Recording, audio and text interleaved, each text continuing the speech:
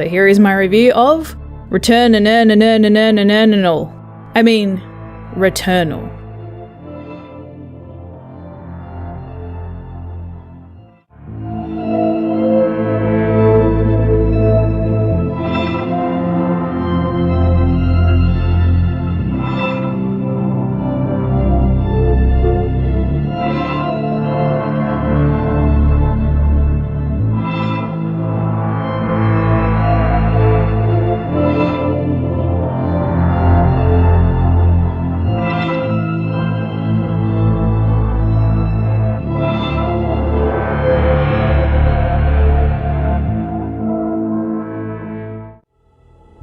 Oh boy, can't wait to see the comments on this video, so let's get started. So for myself, as usual, I tend to not look at trailers or play demos too much, so I had no idea that Returnal was a roguelike. Typically games I avoid because of the lack of a compelling story that bolsters core gameplay that becomes repetitive by nature after time. Returnal doesn't reach the level of absolute roguelike perfection as Hades, but it did have this wonderfully atmospheric design and twists and turns in the narrative. You play as Celine, a scout sent to the strange planet of Atropos, following a strange signal known only as White Shadow. In a creepily silent and slow opening, very reminiscent of the Alien movie, Celine's ship gets damaged and crashes to the alien planet. She's a long way from home and cannot contact anyone. The only thing left, begin to scout this planet and find a way home. Atropos is introduced as this Promethean/alien looking environment, immediately establishing a feeling of apprehension and mystery with each object you scan and Celine's verbal observations. Inquisitive, curious at times, but also with this underlying fear always threatening. An ongoing constant stream of communication from Celine to her command, Astra, silent and unresponsive on the other end. Detailing everything she sees around her, her apprehensive progress and actions into the unknown, alone and without orders.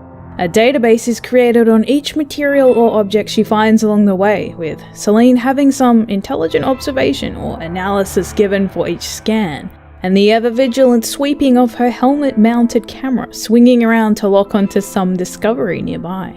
Celine breathing heavily inside her helmet, the strange squelching and twittering coming from the growth around you, the rainfall, perfectly captured by the haptic feedback emulating every raindrop hitting your suit, or Celine's soft footfalls on the wet alien ground. Strange reaching plant-like tendrils extending towards you as you pass, glowing insects floating in the air, dark grasses silently parting as you walk. All around you a mix of natural and alien-made formations. Undeniably fascinating, if for only someone like me being a huge fan of the Alien movies. Captured perfectly with the haunting music providing this unsettling background for this alien setting. Danger and discovery mixed, matched with the surrounding audio from everything around you, plants, animal or alien, everything living and breathing around you.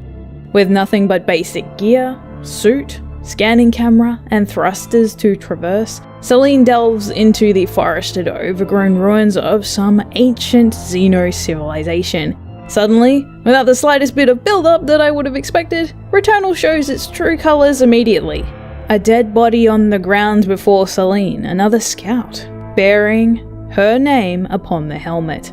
Further exploration reveals more bodies, all Celine, all dead.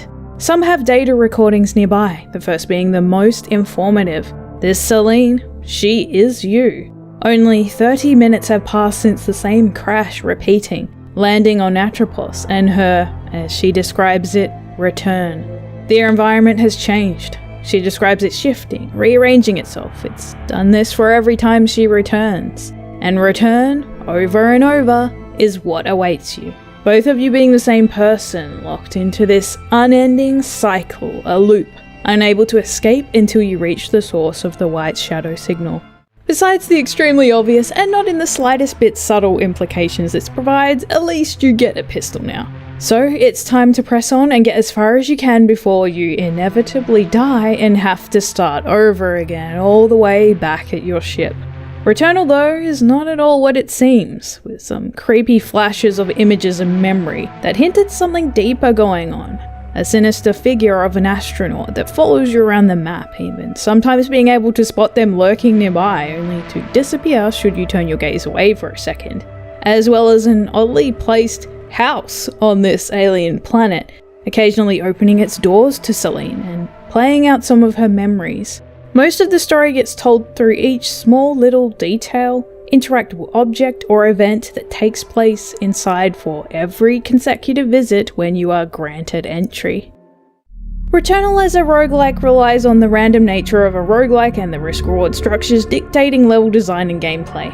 The maps are structured around interconnecting doorways into set rooms. While each room's map orientation to a cycle changes upon death, room layouts always stay the same, just having to discover each unique room layout upon the next rotation of possible layouts after a run resets. A room's layout and what it contains perfectly accessible at a glance and able to interpret from the fantastic map that is provided in this game. Some rooms often contain treasure branching off from the main path. Some doors link biomes, boss rooms, secret rooms, and challenge rooms. Some doors are locked and you need to find an Atropian key to get in them. Some boss doors or paths need objectives to unlock or key items to collect in order to advance. Later biomes only becoming accessible when collecting permanent traversal equipment like a grapple to access, with early maps having areas you come to an impasse without the required gear to proceed, leaving only a set path to follow to start with, but eventually actually increasing the number of areas you can access each run, having all possible rooms eventually accessible with every piece of traversal equipment. Then being able to completely skip boss fights or biomes if you defeat that biome's boss and unlock shortcuts. Returnal is also full of all kinds of fascinating and creative hostile alien threats to combat as you explore.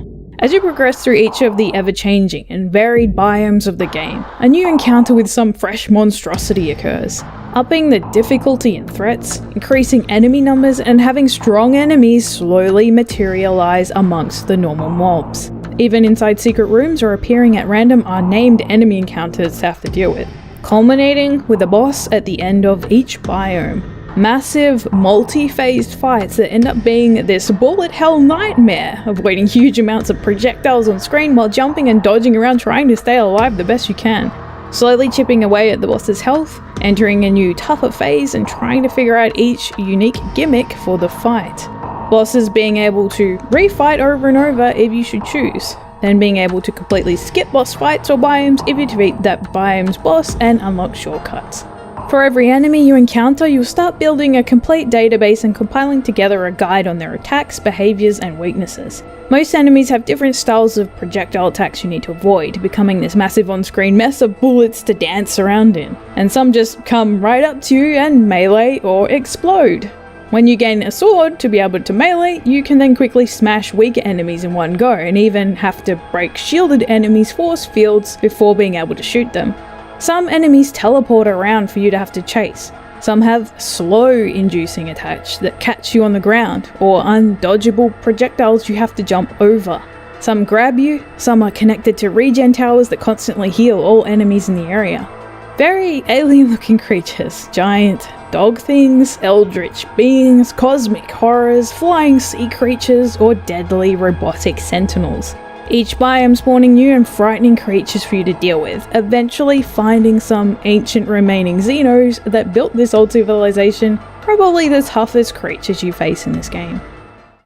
With the starting pistol you have a set amount of ammo in each clip, but every weapon has an unlimited amount of ammo to use. The clip size is all you're working with the ability to reload the weapon faster and a reloading mechanic familiar to anyone who has played Gears of War. Once a clip is emptied, you can wait for it to reload. Even before the clip runs out, you can even stagger your shots to let it refill slowly itself. But try fire on an empty clip and you'll jam the gun. Time it right with the on-screen icon and it will reload instantly. A mechanic that becomes second nature the more you do it, but is difficult when in the hectic conditions of combat. Slightly more difficult to do as well when there are multiple weapons and varying stats on each weapon you find that all have different clip sizes, random traits, and even reload times on each of them. You have weapons that fire fast or slow, in spread shots or volleys. You've got carbines, launchers, shotguns, and more. Some are good up close, some at range, or have heaps of ammo in a clip. Some weapons are easy to use and others are more technical. Some have poison effects, some have blast radiuses, and some have lingering shots. You never know what you're going to get and what stats or traits it has. The more you use a weapon, the more traits you permanently unlock to be able to be spawned onto that weapon. The game even scales the drops for higher proficiency weapons as you progress through a biome, or you can increase it yourself by finding proficiency enhancing items that increase your chance of finding higher level upcoming weapons. It's a real game of luck and a tricky conundrum when eyeing over a weapon's traits. Do you like the weapon you have now, but it's low level? Well, just hang on to it. You can always return to where you left it if your new one sucks. And yeah, some weapons do suck a bit, and others are godlike to the point it feels like cheating. It's the luck of the draw though, and heaps of experimenting till you find what you like and what works best for your playstyle. Returnal's combat is at first a bit jarring to get into, but ultimately massively entertaining, versatile, and thankfully responsive. Celine controls very quickly, and the more you play and get to grips with the combat, the more you appreciate the speed of combat and control that you can reach. The better you are at shooting and dodging, you gain a bonus called adrenaline. If you kill a certain amount of enemies, you gain a level of adrenaline, maxing out with 5 levels and gaining buffs like a bigger reload marker, more weapon proficiency, and even 50% more oberlights from enemies. The trick, you can't get hurt or take environmental damage, or you reset the adrenaline meter to start again. A perfect deterrent and ever-present reminder should you become complacent during combat. Almost used as a training tool to get you playing better, smarter, more skillfully, rather than being a penalty-based learning experience. The combat in Returnal actually isn't hard as you think though. More, it's got a high level of intensity that you need to play to, almost like Doom Eternal on ultra-violence difficulty. Returnal even plays just as well too, having to quickly launch yourself closer to enemies using your grapple, or getting out of incoming fire zipping around on points, saving yourself from falling off platforms, or just moving the feck out of the way if something gets too close for comfort, creating space to assess the situation better. Always being on the move, running and gunning, meleeing anything that gets too close, and breaking shields to inflict damage. The haptic feedback and adaptive triggers are core to this combat feeling so good. Without needing to look at on-screen information or notifications, the rumbling intensity in the controller can cue you in on a lot. The adaptive triggers though are one of the newest adaptations for a shooter. Celine's weapons have a secondary firing mode accessed through the left trigger. Press the trigger slightly and you'll go into normal aiming, being able to target an enemy's weak point for the best damage, build its stagger meter, and drop it onto the ground for a time. There is a point that the trigger stops naturally. Beyond that, holding it all the way in gains you the secondary firing mode, a charging super move of sorts that takes time to get back but fires off a unique variety of alternate firing projectiles like a charged shot or a massive volley of bullets at once. While you can aim over the shoulder, you can also just play with hip firing in a run and gun style too. Using this method allows you to halt advancing enemies and stagger them with gunfire or just stop attacks from coming out. Using the on-screen reticule to fire at enemies while you have a more full view of the area you're moving through. Having to navigate the room you're in and all its platforms, hazards and odd configurations, all the while trying to focus on the threats in front of you. Running to get out of danger fast, but slowing a bit every time you take aim or fire at an enemy. Able to jump over hazards, enemies and incoming projectiles using your thrusters. Also using your thrusters to dash. Combined with a jump, you can reach platforms that are further away, using run, jump, and dash to extend your jump further. Dash also being the only defensive and evasive tool you're going to get to keep yourself alive. Dashing is something you have to get used to quickly. Like I said, it's the only effective tool you have to avoid damage. Dashing allows you to move out of a projectile or melee attack quickly, but it also provides iframes, so you can dash through incoming fire, or you can avoid being damaged from environmental hazards like lasers. But you have to keep in mind that dash is on a cooldown, meaning it's sort of like trying to conserve and time it right, more in line with stamina conservation evasion like in a Souls-like, not able to spam it repeatedly, but being on a few seconds cooldown. That being said, it's still kind of difficult to dash while also trying to control the camera, which assigning dash to R1 rectified that right away for me. Inside each room that makes up varying types of environmental biomes are items and collectibles. Some collectibles tie into the obscure and vague lore of Returnal's story. Ciphers for a lost alien language and tablets to read. Xeno-made hologram depictions to view. Bizarre flashes of memory, strange events and encounters with Celine's past or lost logs of your previous self to listen to. Other items will be randomly generated, spawned, and placed, as well as dropped occasionally by enemies. Items are vital to getting through the game, and there is a hell of a lot to discover, learn their uses, and compile into your database. The first most important item in Returnal is your currency known as obolites. Obolites can be found in growths you need to smash. They drop from defeated enemies, are sometimes in chests, or are they hidden in objects. While you can't level up with them, you can instead spend obolites at these strange fabricators that create single-run use augments or consumables for your suit. You can find a bunch of suit artifacts or items to choose from at a set room with a fabricator, or you can find a single-use one occasionally in randomly spawned rooms, some even being completely free too. The big thing being, you need to conserve your obolites for when you need them, as well as saving up for whatever artifact you want that appear on rotation. If you don't have enough, you can always farm for them, and with the help of some luckily discovered teleporters placed handily around each map you explore, you can return to fabricators in that biome anytime. Suit artifacts massively enhance your survival ability and pump some huge augments onto you, like a figure of an astronaut, giving you an extra life if you should fall, respawning you where you fell. Others are stat buffs like protection or max HP increase, as well as different abilities for your weapons even.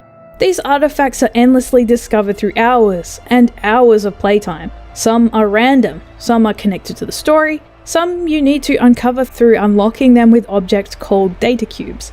These data cubes you need to place in a receptacle to have them spit out an artifact for you to permanently unlock as a spawn.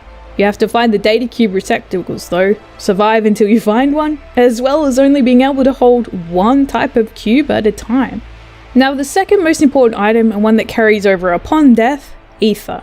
Ether can be commonly found randomly on some maps, but is more often dropped by strong enemies. One use for ether is for this strange alien structure back at your ship called Cthulhu's. It eats up increasing amounts of ether each time you feed it for one cycle, and in return spits out new consumables and suit artifacts. The next most important use for ether, reconstructors. You may think they are respawn points, but to me they're more like waypoints. If you find a reconstructor, spend 6 ether, and if you die you'll be reconstructed there instead of having to start all the way back at the ship. The downside, you could only use a respawn once, and only in the area reconstructor is. So if you pass into a new biome and die, it's back to the start again. This means you have to consider if you'll need a respawn or not for the biome you're in, or if you want to have a safety net in place should you die. Unlike a Souls game akin to Dark Souls, you don't get heals to carry around with you all the time. Integrity is what this game calls its health system. In some rooms will be little resins of small or large integrity. Picking them up restores a tiny smidgen of health. You barely recover anything in this game, making for a delicate balancing act of not rushing through but also not forcing unnecessary enemy encounters. Enemies hit hard, and it's almost a run ender if you can't find a way to heal. Should you have full health, these resins automatically transform into max integrity boosters, having to fill 3 pips of a bar to get a slight max HP boost. Along with resins are the game's malignancy and malfunction mechanics. Sometimes those healing resins won't be in their normal, safe forms. They are contaminated with malignancy. Using your scan, you can identify how likely it is to heal from the malignant resin or sustain a suit malfunction. Suit malfunctions risk stat penalties and even death. Every malfunction you gain adds a random abnormal debuff or negative effect that you incur. For example, you may take more damage, or may lose the ability to reload a weapon. The only way to get rid of malfunctions is to complete special conditions or actions to fix them, such as a set amount of kills, opening a certain amount of chests, or using consumables. You can only sustain a set amount of suit malfunctions before it straight up kills you. Sometimes even having combat interrupting malfunctions stop you mid-fight. Low health and dying? Try the resin and it's bad. Suffer a decrease in your already low health or maybe even kill yourself. It's risk reward unfortunately, and if you happen to be deep in a run, it really gets you to pause and weigh up what hefty penalty you'll suffer. The same goes for the other objects in the game. Chests, for example, may be safe to open or malignant, with a risk percentage for a suit malfunction displayed, often very high for chests. Even the keys needed to open doors can be malignant too, but what are you gonna do if you want to get inside a new room or open that tantalizing chest? Another game-changing part of Returnal, which is also based on that ever-present risk-reward structure, it's Parasites. Parasites are little critters that you can choose to have latched onto you and gain whatever bonus effect they have on them. But of course, they also have some really bad side effects that come with using them. Some might give you health back for each enemy you kill, but they won't let you pick up resins. Some parasites will stay stuck on you until you can find a machine to take them off. Others fall off after a time and have nasty effects when they come off. I don't know how many parasites you can have on, but I had heaps of them on me. Some I had to read their descriptions carefully and choose if I wanted them. Others I never risked what awful penalties they had attached, ever. Along with malfunctions and parasites, you can make the game easier but also harder at the same time if you wish. Maybe you can find some consumables though, dropped from enemies, get them from Cathonos or available at a fabricator. Some heal you, some have effects on enemies, some cure malfunctions, and others can even remove parasites. You can only hold a certain amount though, but you can always drop one for another and reclaim them on the ground if you change your mind. So Returnal is a really bizarre game that mainly focuses on its hectic, high-paced, challenging combat, combined with particularly unforgiving aspects of roguelikes. You have to always be moving and ready to react at a moment's notice. Rush through the game thinking that the shortcuts provided will get you through the game faster? Nope. Without farming an area and exploring every room, you just won't have the upgrades necessary to make it through the upcoming area. Then there is the key element to this game that you cannot control, RNG. RNG is one of the most unforgiving and unpredictable aspects of Returnal. You can have the most awful items, parasites, and enemy spawns one run and get the god run the next.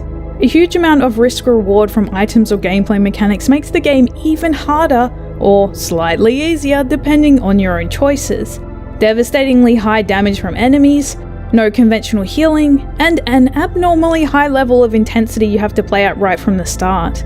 Death is around every corner, and things can go to shit real fast and runs are completely lost on the tiniest of errors. The most brutal thing about Returnal is, you lose a huge amount of progress if you die. Even more painful, you can't checkpoint or even save, having to put your PS5 into rest mode to suspend the game and not initiate a run restart.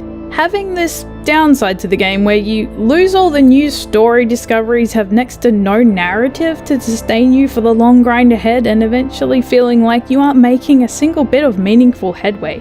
On the flip side, a genius ploy that gets you addicted. Always trying to test yourself, try better, get further, and luck out on that super good run.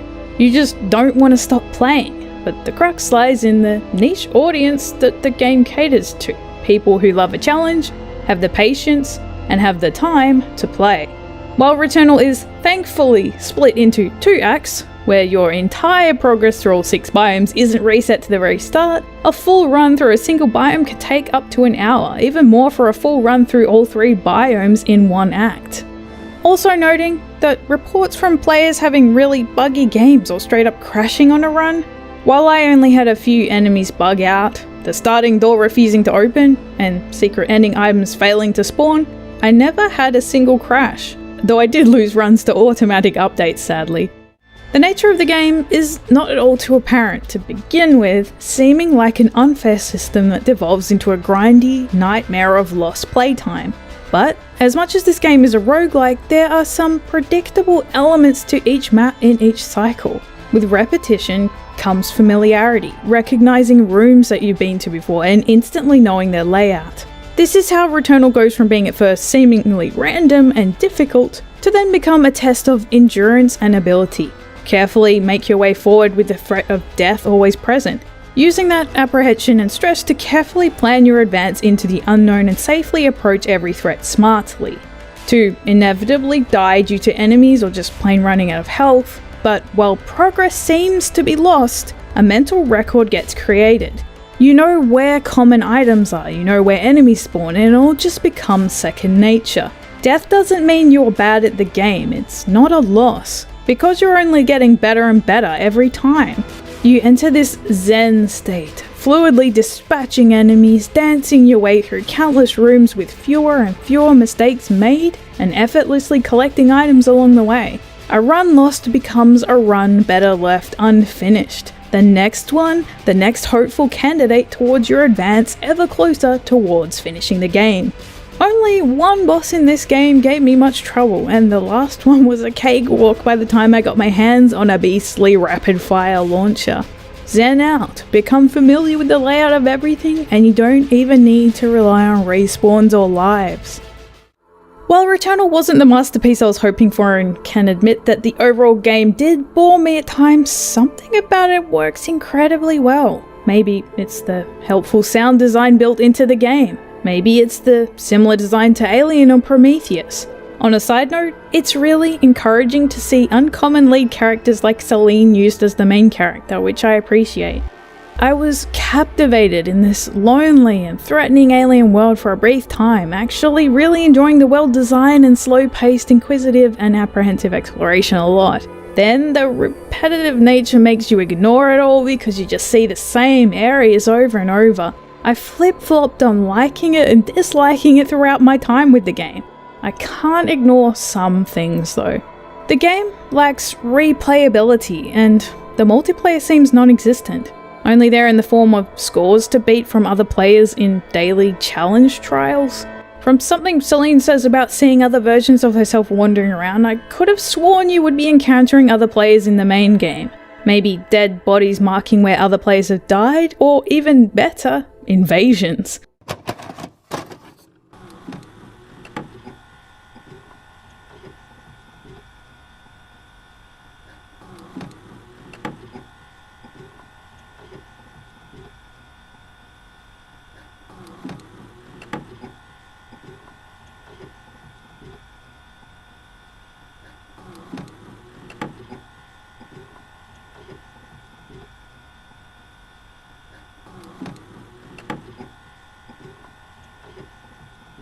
The only thing stopping Returnal from being a success I would have to say boils down to slightly grindy and uninspiring story implementation that fails to grip you the full playtime it needs to. There are some really strange and intriguing implications and revelations that make the story a fair bit deeper than what's on the surface, but it's kinda a bit disconnected at times. Also, pacing and difficulty scaling problems with the bosses, biome length and gameplay too. No replayability as of yet, even with the secret ending content to run through the game again. The ridiculously high price for what is only a AA game, one that's not all too long in my opinion. Gameplay that requires high intensity play at all times and a bit of skill to play well. Returnal can also be too stressful or seem unfair if you don't like how unforgiving it can be, or you rage real easy. If you're time poor as well, Returnal honestly doesn't work in small bursts of gameplay. You gotta have the time to get the most out of a run. I really liked Returnal, and I also didn't. Maybe it's the combat that kept me going for most of the time. Maybe it's the challenge, I just had to finish it. It's not the best looking game and doesn't have the most mainstream of pull for a more casual audience, but yeah, it's one you have to try for yourself if you are lucky enough to own a PS5.